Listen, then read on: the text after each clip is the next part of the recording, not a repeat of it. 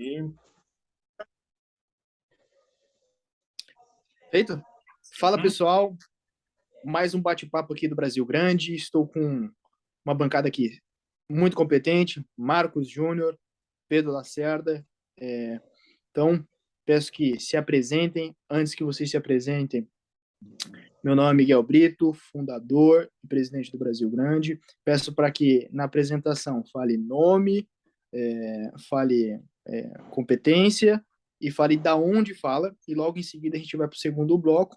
Primeiro, se você não assistiu, tá aí o link na descrição, ou em outra plataforma, no lugar competente, onde há a descrição, você vai lá, vai estar o link, você pode assistir o primeiro bloco. Foi muito interessante, acho super válido que todos assistam. Beleza? Nesse segundo bloco a gente vai falar sobre a volta das importações por parte do Japão perante o petróleo russo. Ok? Então, pode iniciar aí, Marcos, a apresentação, por gentileza. primeiramente, vou me apresentar aqui. Meu nome é Marcos Júnior, sou articulista aqui do Brasil Grande, do portal. Sou formado em Engenharia de Produção pelo Instituto Federal do Espírito Santo, IFES, e atualmente estou cursando mestrado em Gestão Pública pela Universidade Federal do Espírito Santo, a UFES. Também sou servidor público. Gosto de falar sobre política, economia e sociedade. Meu nome é Pedro Lacerda, sou vice-presidente do Brasil Grande. Eu estou cursando bacharelado em Geografia e falo de Muriaé, Minas Gerais. Ok, antes que a gente comece aí a ir direto às vias de fato, falar sobre esse assunto tão pertinente, eu falo aqui do litoral catarinense, Garopaba, cerca de 1 hora da capital Florianópolis, ok? Então vamos aí à pauta, que como eu já disse, a volta das importações de petróleo russo por parte do Japão. Vamos lá, Marcos, por gentileza, comece. Sobre esse ponto, né? E é bem interessante porque não é só o Japão que está fazendo isso, né? Essa movimentação. Né? Esse é o primeiro ponto. Né? Não é só o Japão que está fazendo isso. Diversos países que até, num primeiro momento, romperam, né, essa relação comercial com a Rússia, no sentido de vetar importações de gás, de petróleo, estão tendo que voltar atrás nessa decisão. Né? Não é só o Japão, alguns países europeus estão sendo relutantes em fazer esses cortes, né, em relação do comércio, não só de petróleo, mas gás russo também. Né? Os russos também são grandes fornecedores de gás. Então, assim, é um movimento que mostra bem claro, né, choque de realidade.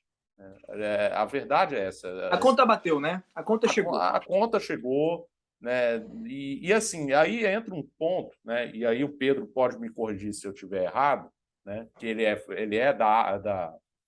é dessa formação de geografia. Geografia é destino. Geografia é destino. A gente não escolhe, principalmente no campo geopolítico, a gente não escolhe nossos vizinhos, a gente não escolhe quem está à nossa volta, né? O Japão, qual é? Tipo assim, se você pega lá, observa o Japão no mapa, né? Quem está no entorno do Japão? A Rússia está logo ali, né? Tem lá a ilha de Hokkaido. É um panelão de potência, né? Você tem lá, o Japão está lá, ao norte da ilha de Hokkaido, né? Já tem ilha Sakhalina, que é território russo, né? Então, ou seja, é logo ali, a Rússia é logo ali. Do outro lado, você tem a China, né? Que é o gigante asiático, a segunda maior potência do mundo, em vias aí de brigar aí pela primeira, né? Inclusive Índia. Mas vamos pegar só perto mesmo, só perto. E tem a Coreia do Sul, né? Entre o Japão e a China.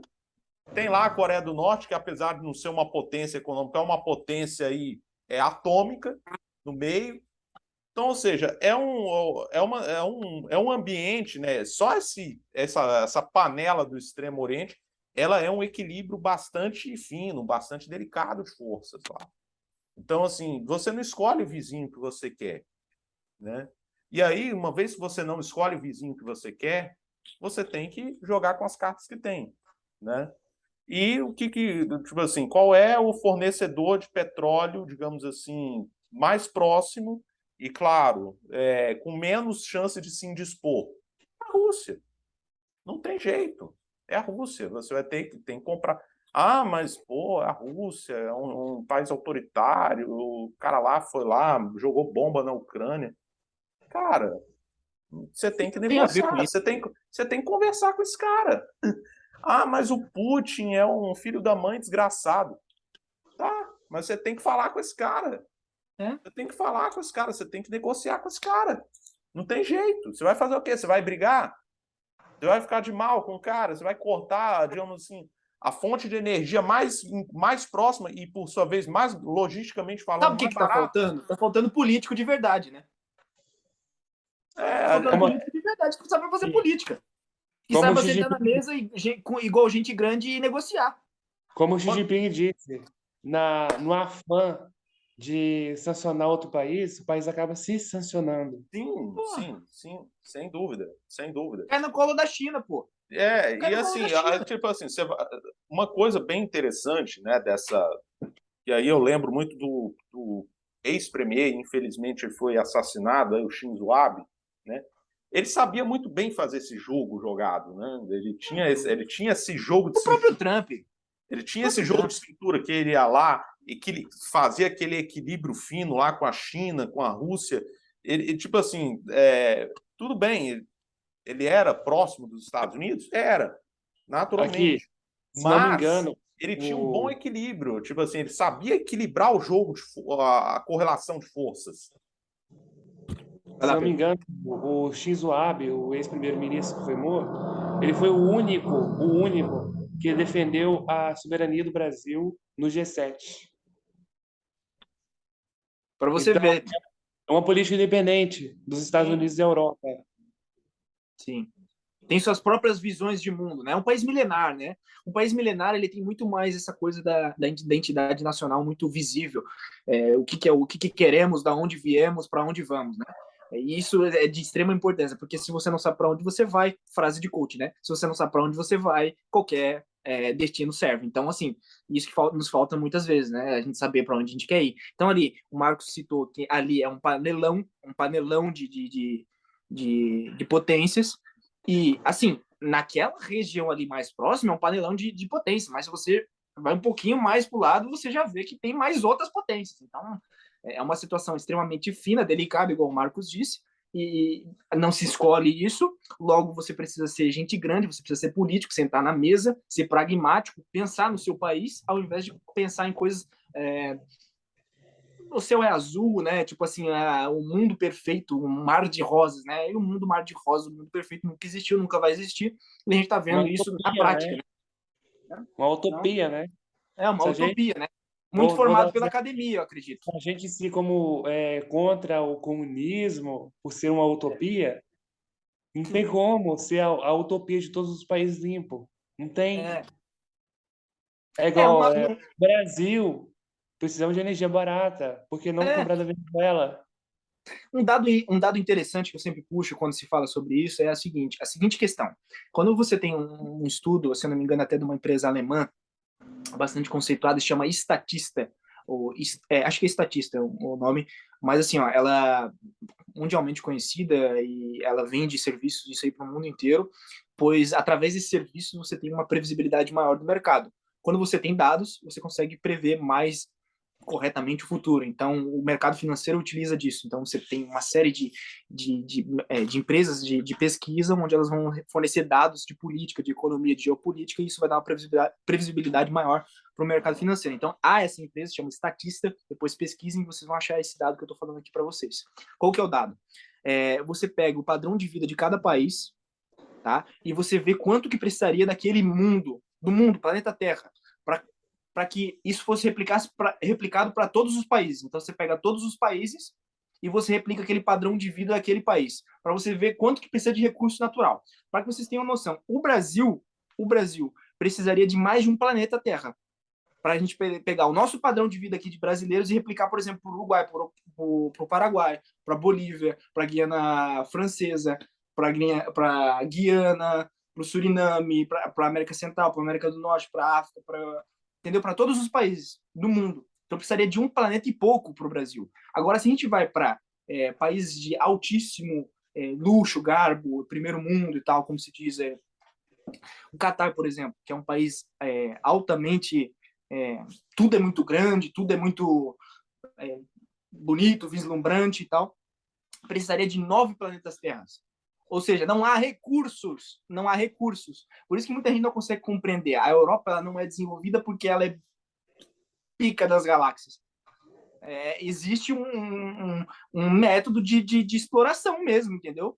E se não for utilizado esse método de exploração, não há como manter aquele padrão de vida. E os europeus, eles contaram tanta mentira dia após dia, que eles eram competentes, que eles eram os picas das galáxias, que eles acreditaram mesmo que eles eram competentes o suficiente para manter aquele padrão de vida ali, só porque nós somos foda, entendeu?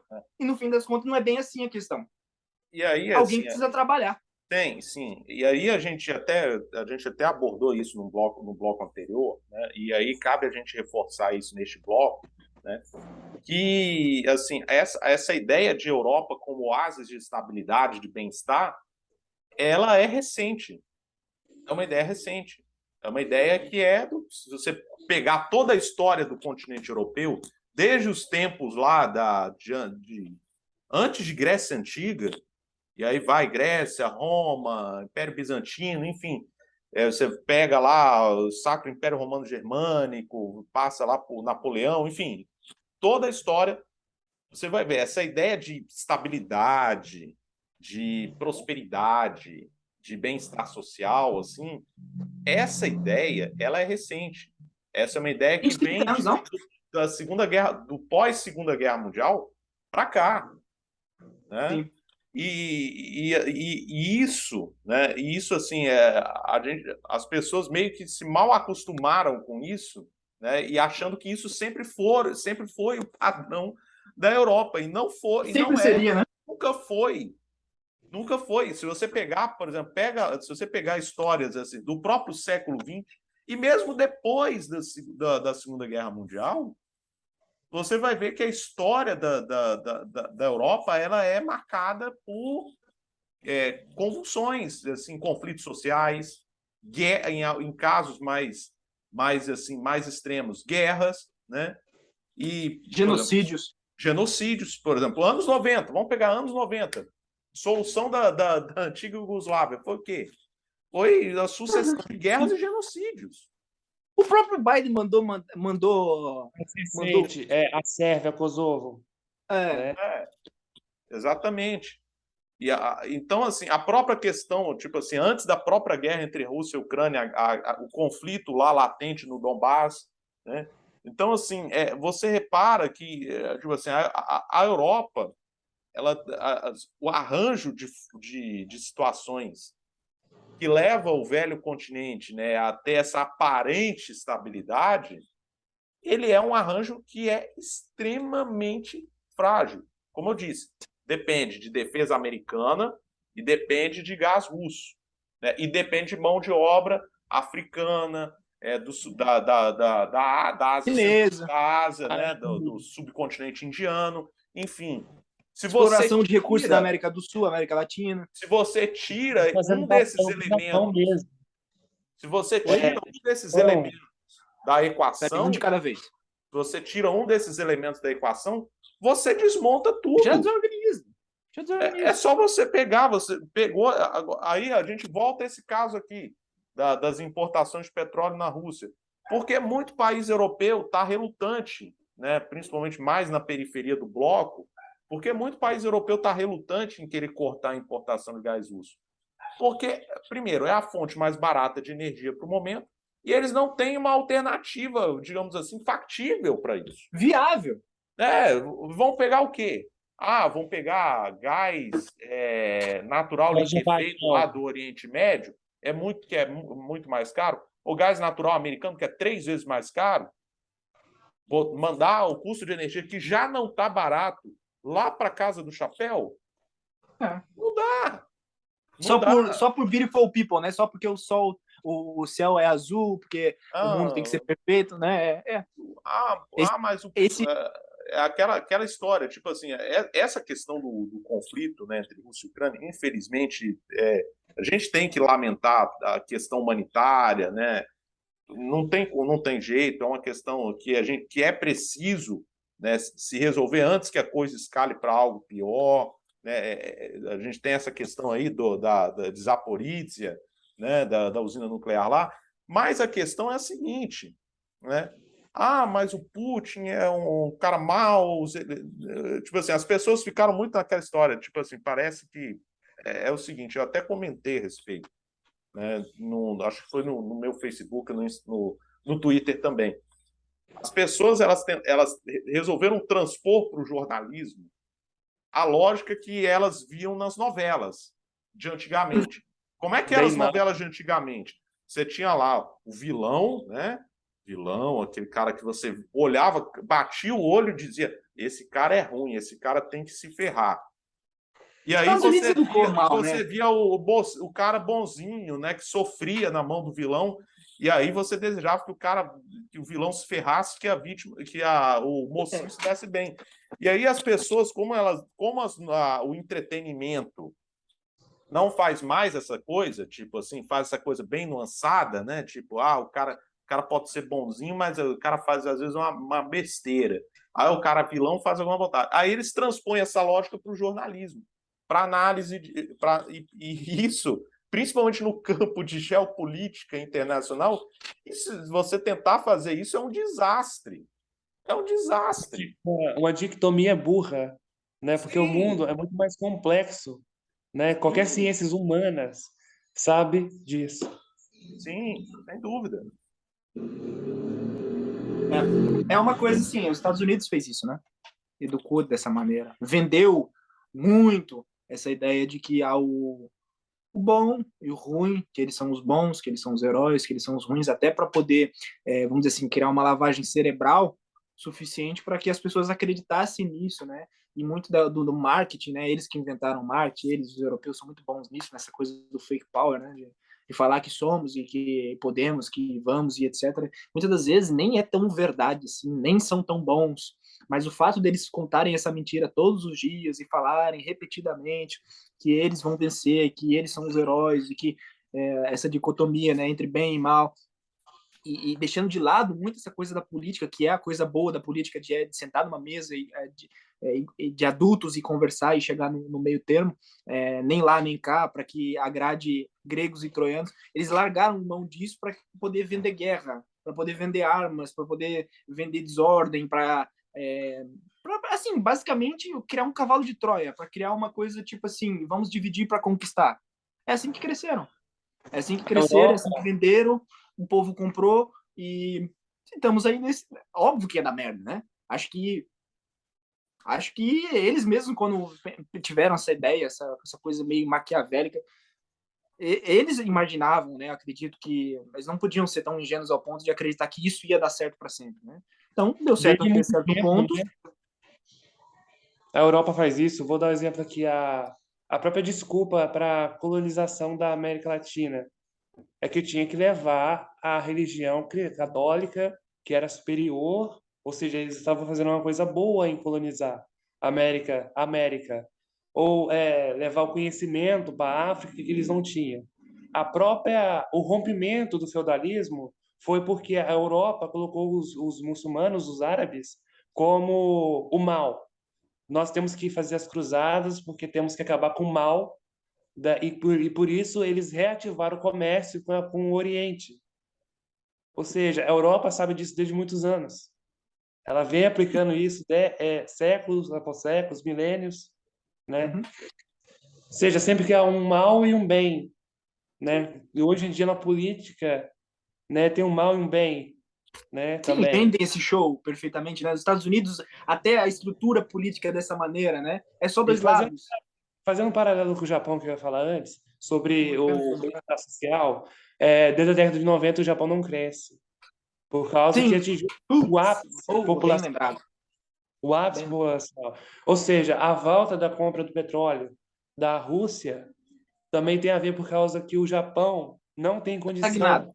de continuar pagando alto preço porque está estagnado. né? E Dívida não tem pública regulação altíssima, o país mais nova. endividado do mundo. Mais de 250% do PIB em dívida. Acho que Duas, 300, chegou acho que 300. Qualquer crise no Japão vai ser caótica para o país que vai ficar anos e décadas na crise. E assim, a questão do Japão, assim, vocês estão vendo, eu não sei Nunca se vocês sai. viram a última notícia deles, que eles estavam, tipo assim, o governo estava pedindo para os jovens beberem, né, para incentivar, estimular o crescimento econômico. Tipo assim, os caras estão, tipo assim, tão desesperados para quererem voltar a crescer que eles estão estimulando qualquer coisa. E assim, e o Japão, assim, se você olha para sociedade japonesa, e aí, tipo assim, eu não tô, tipo assim, a gente não fala da sociedade japonesa como uma questão a cultura milenar deles, que é, por sinal, maravilhosa. Mas estou falando o que eles A passaram a estrutura ser, organizacional. o que eles passaram a ser com a ocidentalização do país. Com certeza. Assim, a partir do momento que eles se ocidentalizaram. Se você olhar, por exemplo, a taxa de natalidade deles é baixíssima. Tipo assim, não é da ordem de, tipo assim, em torno de um filho por mulher. E a taxa de reprodução é 2,1, que a gente 2,1, né? Taxa de reposição para você ter para uma sociedade conseguir ser é 2,1. Eles não chegam nem à metade disso, né? Outro fator, taxa de suicídios altíssima, já há muito Alta tempo. competitividade. Altíssima.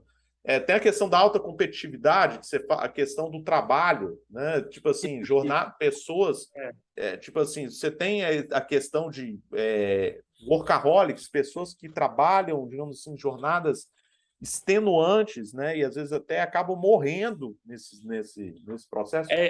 Então, Era assim, um problema que a China sofria, lembra? a Vocês lembram que a China sociedade- era criticada altamente por causa disso? Que a China isso, que é trabalho escravo, não sei o quê. Mas isso sempre existiu no Japão. o Japão A sempre China agora está com direitos O Extremo trabalhistas. Oriente, né, em si, eles trabalham muito, né? A mesma Coreia do Sul, né? Também tem muito suicídio, muita pessoa nesse vício em si do trabalho. E é interessante pensar que tanto o Japão quanto a Europa passa pelo mesmo problema econômico. Só que a Europa, o pessoal não trabalha muito menos do que o Sim, os caras japonês. querem liberar na Bélgica trabalhar 4 dias, meu amigo. Se Só que isso o não é Japão, preguiça, eu não sei o que é, pô. o japonês não trabalha para gastar, ele trabalha para guardar. Sim. Aí você falou da questão da dívida pública, mostrar aqui na tela, né? Boa. É sempre bom mostrar na tela isso daqui. Eu vou pegar aqui, compartilhar aqui a tela para vocês. Mas como resolve um problema desse? Como resolve? Não resolve, eu acho. Esse é o problema. Assim. Tipo assim, eles passaram muito de um ponto de não retorno. Olha só, para você ter uma ideia. Quando você vê esse gráfico aqui da dívida japonesa, pública japonesa, já no meio dos anos 90, lá provavelmente no ano 96, ele já estava com dívida pública na casa de 100% do PIB. Ainda pagava. Ou seja, era o padrão americano, né, de dívida pública. Na verdade, o padrão americano já está um pouco maior, um bocado maior Acho que que isso. tá mais de 120%, acho que era a Isso, dívida americana. já está, tipo assim, já está aqui perto do final, tipo assim, já está aqui. Aí, quando chega lá por volta de 2009, acho que 2010, ele chega a 200%. Crise mundial. E agora, tipo assim, se você pega aqui você pega, por exemplo, o último indicador já está em 260% do PIB. Ou seja,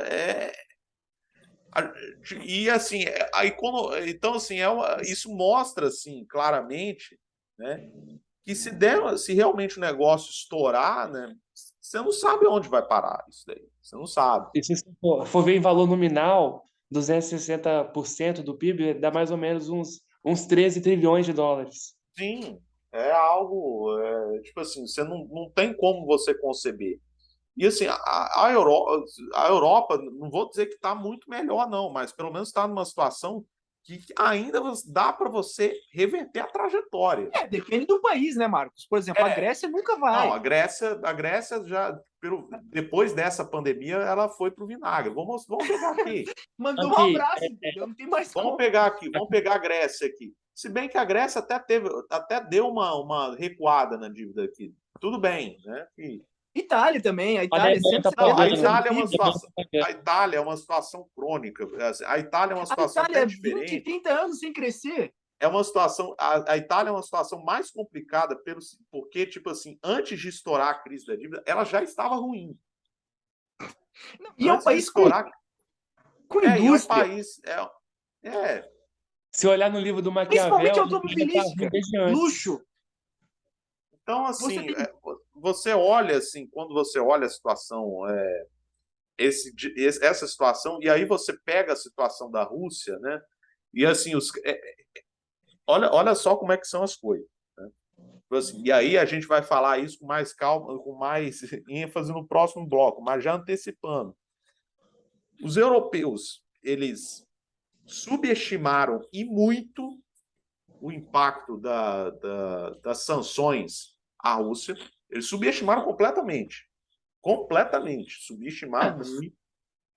E eles quer dizer, não, eles subestimaram, quer dizer, deixa eu só reformular. Os europeus, eles superestimaram o impacto das sanções que eles fizeram contra a Rússia e subestimaram os efeitos colaterais que isso ia dar nos seus próprios países.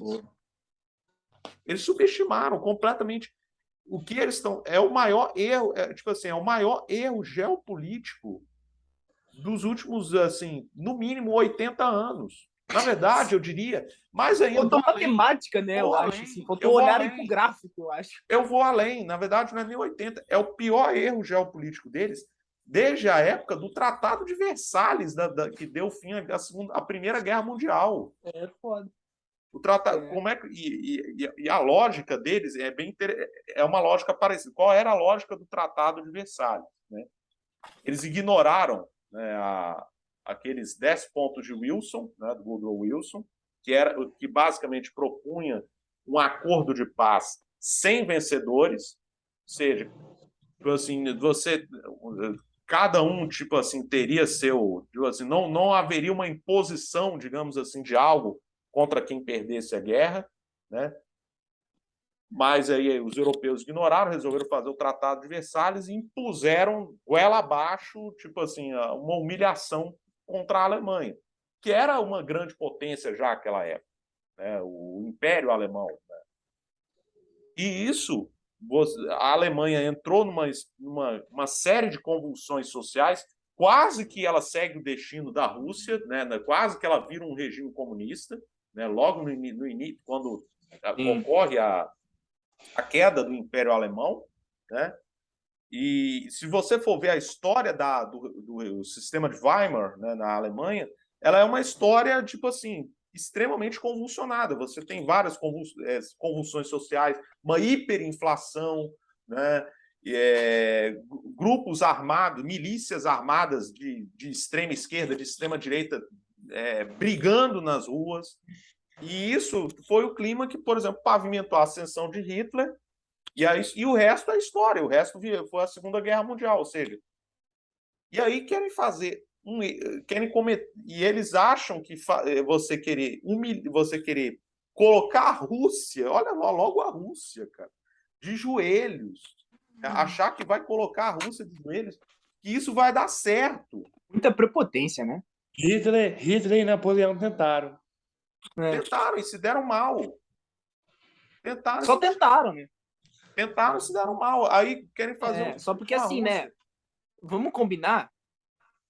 Hitler e Napoleão estão aqui, né? São muito mais inteligentes. Essa galera que tá hoje aqui é aqui, né? São muito mais a safra atual de líderes políticos, né? E eu não falo só europeus, mas no mundo inteiro, né? Ela é uma safra muito fraca. É uma safra muito fraca. Você pega, vamos lá, vamos pegar aqui. Ó, só interrompendo um pouquinho. 10 minutos para a gente finalizar o bloco. Vamos lá. Bora. E aí você pega a safra muito fraca. Vamos pegar aqui os líderes europeus dos últimos 10 anos. Aí pega lá a França. Teve quem? Teve Sarkozy, depois Hollande e depois Macron. Que a galera acha que é um grande estadista. Porque tá muito ruim, né? A coisa não porque ele seja bom, mas porque os outros foram muito fracos. Né? Aí você pega aí na Alemanha. Assim, aliás, a Alemanha, vamos pausar um pouco para falar da Alemanha, porque assim, e isso a gente vai falar com mais calma quando for na Europa. Eles não vamos abandonam. esquecer disso. Olha só, a Alemanha, eles abandonam, tipo assim, se você for ver a política de... E aí pega na história. Se você pega, por exemplo, a política externa do Otto von Bismarck, né, que foi o pai fundador da Alemanha moderna, né, a Alemanha, a grande primeira unificação da Alemanha, né, ele sempre entendeu que o melhor arranjo de forças para a Europa como um todo era ter um equilíbrio com a Rússia, na época o Império Russo, né? Era ter esse equilíbrio, manter esse equilíbrio. Tipo assim, os dois lados, digamos assim, um não quer, dois não briga, né? É o melhor arranjo para manter a estabilidade do continente. Porque é uma concha de retalhos, né? É muito paizinho. A própria Angela Merkel, se você for olhar e assim, em que pese, digamos assim, a safra, ela foi uma das melhores dessa safra atual, né? Com Sim. todos os defeitos que ela tinha. Ela era amiga ela entendia essa lógica bismarckiana. Muito a Europa. Ela entendia essa lógica Bismarck. Ela, o Schröder, né, o Gerhard Schröder, que é a galera que muita gente quer a cabeça dele, porque ele está próximo que ele tem uma certa proximidade com a Rússia, inclusive faz parte de conselho de administração de empresa russa, né, na área da energia. Eles entendiam esse jogo bismarckiano, né? E eles sabiam que isso era necessário para a estabilidade. Aí vem agora, os caras simplesmente jogam pro alto isso daí. Uma tradição, uma cultura política. Uma cultura política, né? Em prol de quê? Né? Para virar vassalo dos americanos, né? Em prol de uma coisa que nós vamos falar no terceiro parte do bloco. Exatamente. Não vamos adiantar isso, não. Vamos deixar os demais falarem aqui. Exatamente, porque nós estamos caminhando agora para o final, nós vamos para as considerações finais, pois vamos finalizar no terceiro bloco falando mais de Europa, onde a gente vai estar falando sobre a recessão na Europa, o que levou, vamos continuar esse papo aqui da cultura política do Bismarck, da Alemanha. Então, eu vou pedir para que o Pedro inicie as considerações finais, logo em seguinte o Marcos, e eu termino de vez. Vamos lá.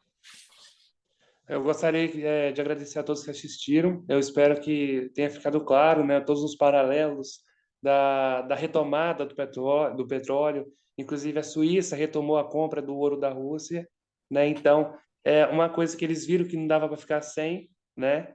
Então, é isso. Espero que tenha ficado claro a pauta desse bloco. E é isso.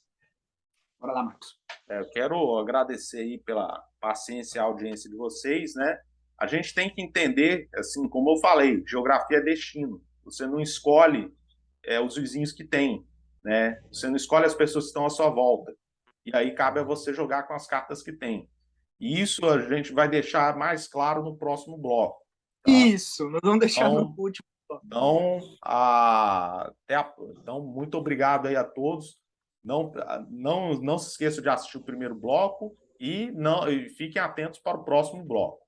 Exatamente. Então, eu finalizo dessa maneira. Agradeço a audiência de todos. Vamos para o terceiro bloco, onde vamos falar da recessão europeia. Espero que vocês tenham gostado desse segundo bloco aqui. Agradeço o Pedro, agradeço o Marcos. Certamente vamos gravar muito mais desse tipo de conteúdo aqui para vocês, que vai estar disponível no YouTube, no TikTok, nos grupos de WhatsApp, Telegram, em todas as redes sociais competentes do BG. Agradeço a todos e até uma próxima. Mais.